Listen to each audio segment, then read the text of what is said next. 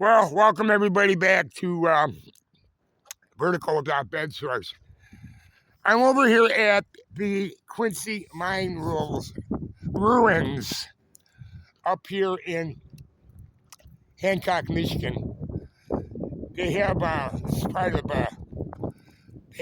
the National Park Service, and where they show pictures of what this once was. Number 4 boiler house. Here's all that's left of the number 4 boiler house. Here are the ruins. It looks sort of like a Carthaginian ruin, doesn't it? You see the tubes and the structures, and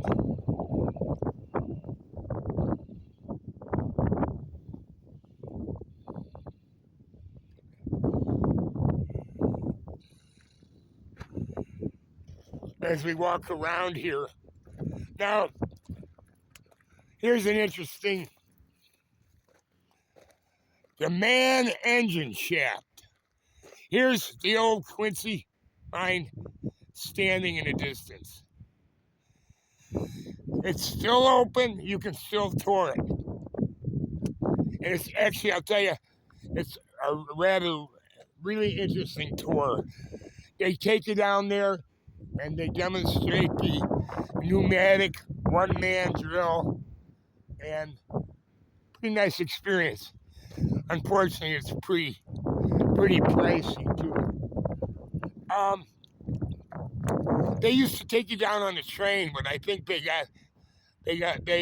don't do that anymore. They had a train, which was one of the better features of the tour. Here it says man engine shaft, a quicker commute. Fast facts used from 1860s to 1890s. Transported miners in and out of the mine, reached approximately 3,000 feet deep. In Quincy's early years, miners climbed ladders in and out of the mine, which resulted in lost time and worker fatigue. To increase efficiency and reduce unproductive time, Quincy installed a man engine, a system of reciprocating ladders with stationary platforms. By the 1890s, however, the mine had grown too deep for a man engine to be useful. So it was replaced by man cars, which operated at each individual shaft. So anyway, here's a picture. I don't know if you can see it out here or not. And now look at this. This was where the men would come and jump on the, I guess it was sort of kind of like an escalator. And my God, look at how deep, and I hope I don't drop my phone. Look at how deep and cavernous these mines are. And you know what? If I drop my phone, I'd never see it again. So, here's the Quincy mine shaft. And then you have the main building in the distance. And we're going to proceed along here. And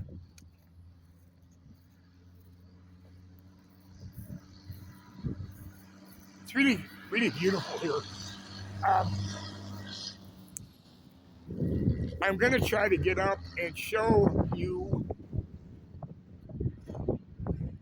in the distance where the leaves, here you can see it. If you look far up into the distance, you can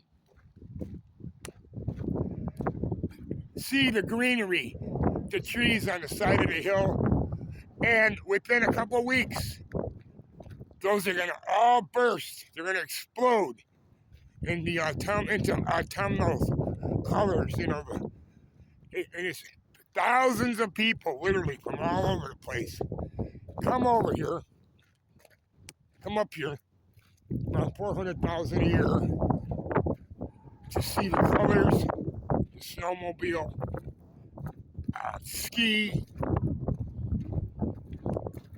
and just an overall fish and to enjoy the Copper Island.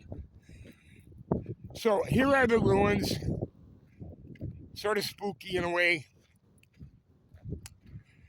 Every time I look at ruins, I always think about the biblical saying, remember, man, thou art dust, and unto dust thou shalt return.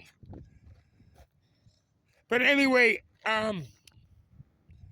what I really wanted to talk about to you today is I want to give you an update on my cancer situation.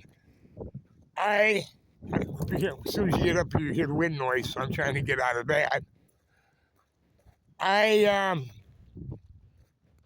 have been taking that ivermectin and that benzodol or whatever it's called, and my health I saw my nurse yesterday from hospice, and my breathing, my lungs are perfectly, well, I won't say perfectly, but have cleared.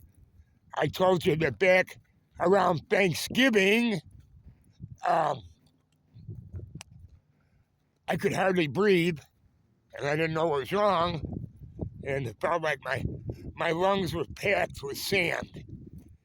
And since I've been taking that ivermectin, and I don't care what anybody says about it, to me, it's a miracle drug. My lungs have cleared quite dramatically. My breathing is much better. My throat works much better. I can chew. I have a raspy. The nurse put the stethoscope up to my esophagus, and she said that the phlegm, why do I sound so raspy? I asked her, and she said that the phlegm was in there was all breaking up. And I feel a lot better. I think since I've been taking that, I got to go and look at the name of it, phenylbenzidine or whatever it is, before I end the video. And overall, sleep better. Don't grasp for air in the middle of the night, feeling like I'm suffocating to death. I feel that the tumor on the side of my neck is diminishing, although the nurse thinks that it's just going deeper towards my esophagus. But good things are happening with the ivermectin. Now, there are those who say that if you take the ivermectin and this other thing, that it will kill the cancer. And, I'm not that sanguine about that. But I'll tell you what, I feel a whole hell of a lot better by using these things than what I did 2 or 3 months ago before I even knew I suspected I had cancer, but I didn't know it. So I feel, the big thing is, I think Big Pharma wants you to go through chemo and radiation. I think it's a very profitable exercise and a practice. And I'm just wondering if there are other ways to defeat cancer. Do things like this. Ivermectin has saved many lives in third world countries in Central America, because of tapeworms. And it had a reputation as being a very efficacious and sort of a miraculous kind of drug. So, what if, unbeknownst to researchers, it can kill cancer? And it possibly can. And if nothing else, if it can prolong my life, so I can spend a little bit more time with my granddaughter, and it eases the congestion. What's so bad about that? Nothing. And it's affordable for a tube. It's depending on where you go. It's anywhere from $9 to $15. And I'm coming back to the car here because I'd like to show you what it looks like. Not the car, but the stuff I bought. So,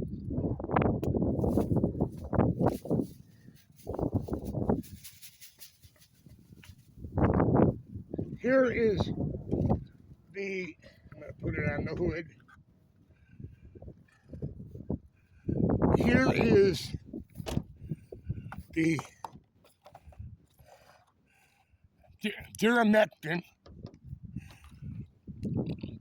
which is another, I guess it's probably like a trade name for the ivermectin paste, 1.87, and it has anthelmintic and boticide, I think, inside of it. And here's the stuff that I can never pronounce. Looking for it. The bedsores. It's made by Merck. It's called Safeguard. And these two things have resulted in miraculous results, as far as I'm concerned, for breathing, sleeping, coughing, swallowing. So, who knows? My daughter predicts that I'm going to die after Christmas, and she might be right. But I was pretty much convinced before taking this stuff that I was going to die within the next day or two. So if I get a few more weeks, a few more months, it would be great. A couple more years. What do I have to lose, It's like a guy sitting here who has a gun to his head ready to blow his brains out, and he's debating, should I try to disarm him or shouldn't I? Well, of course you should, because what else? You don't have anything else to lose. Okay, everybody, good talking to you again. Bye-bye.